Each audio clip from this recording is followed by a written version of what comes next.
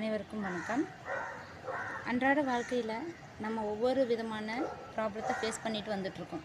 அதில் குறிப்பாக மாதவிடாய் சுழற்சி. இந்த மாதவிடாய் சுழற்சியில் ஒவ்வொருத்தவங்களும் ஒவ்வொரு விதமான கஷ்டங்களை அனுபவிக்கிறாங்க. என்ன அப்படின்னா 3 நாட்கள் அந்த ஸ்பெஷல் டேஸ்னு சொல்லக்கூடிய அந்த 3 நாட்களுமே ரொம்ப அவஸ்தைப்படக்கூடிய நிலைமைக்கு குழந்தைங்கள்லேருந்து பெரியவங்க வரைக்கும் ப்ராப்ளம்ஸ் ஃபேஸ் பண்ணுறதுக்கு முக்கியமான ரீசன் என்னன்னு சொல்லி பார்த்தீங்க அப்படின்னா, நம்ம டெய்லி யூஸ் பண்ணக்கூடிய நாப்கின்ஸ் தான்.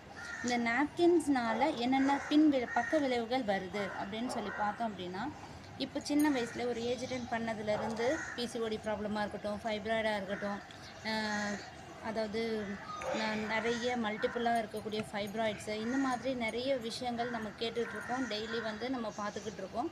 இந்த கர்ப்பப்பை கட்டியினால் இயர்லி ஸ்டேஜ்லேயே கர்ப்பப்பை திருமணமாகறதுக்கு முன்னாடியே அந்த கர்ப்பையை எடுக்கக்கூடிய அளவுகளில் ஒவ்வொரு தாய்மார்களும் தாய்மை அடையக்கூடிய அவ்வளோ ஒரு அற்புதமான ஒரு தருணத்தை இழக்கக்கூடிய ஒரு சூழ்நிலை ஏற்பட்டுட்டு இருக்கிறதுக்கு அடிப்படையான காரணம் என்ன அப்படின்னு சொல்லி பார்த்தோம் அப்படின்னா, அதுக்கு நம்ம யூஸ் பண்ணக்கூடிய நாப்கின்ஸ் தான்.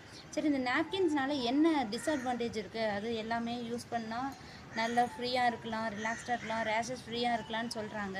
ஆனால் இது என்ன டிஸ்அட்வான்டேஜ் அப்படின்னு சொல்லி பார்த்தோம் அப்படின்னா, அதில் கலக்கக்கூடிய கெமிக்கல் காம்பவுண்ட்ஸ் தான் அதுக்கு காரணம். அதாவது அந்த காட்டன் பிரிஸ்டின் ஒயிட் கலரில் வரணும் அப்படின்றதுக்காக ஒரு ப்ளீச்சிங் யூஸ் பண்ணுறாங்க. அந்த ப்ளீச்சிங் பேர் டயாக்சின்னு ஒரு காம்பவுண்ட்.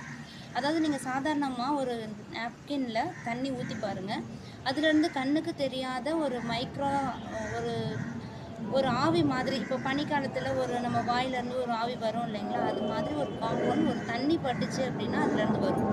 இந்த ஆவியின் சூடு என்ன பண்ணும் அப்படின்னா கர்ப்பப்பையோட சுவர்களை பலவீனப்படுத்தும்.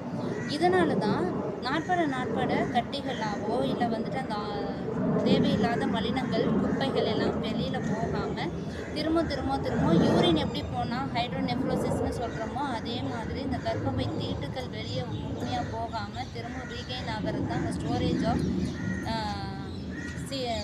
சிஸ்ட்ன்னு சொல்கிறோம். இந்த சிஸ்டம் எல்லாமே சரி பண்ணணும் அப்படின்னா நம்ம இந்த நாப்கின்ஸை யூஸ் பண்ணுறதை அவாய்ட் பண்ணிட்டு நேச்சுரலாக ஹெர்பல்ஸாக ஆர்கானிக் சம்மந்தப்பட்ட ஒரு நாப்கின்ஸ் நம்ம யூஸ் பண்ணோம் அப்படின்னா நம்ம ஆரோக்கியமாக இருக்கலாம். இந்த ஆரோக்கியத்தை தக்க வச்சுக்கிறதுக்கு எல்லாருமே நம்ம உணவு முறைகள்லேருந்து வாழ்வியல் வழிமுறைகள்லேருந்து பயிற்சி முறைகள்லேருந்து எல்லாமே ஃபாலோ பண்ணும்போது இந்த சிஸ்டம் தேவையில்லாத டாக்ஸின்ஸ் ரிமூவ் ஆகும்போது நம்ம கற்றாழை சம்மந்தப்பட்ட ஒரு சில நாப்கின்ஸஸ் எல்லாம் கிடைக்கிது. அதை நம்ம யூஸ் பண்ணும்போது எல்லாமே சரியாகிறதுக்கு வாய்ப்புகள் இருக்குது. தேங்க்யூ. என்றும் அன்புடன் உங்கள் டாக்டர் சாரதா தேவி, சித்த மருத்துவர். தேங்க்யூ.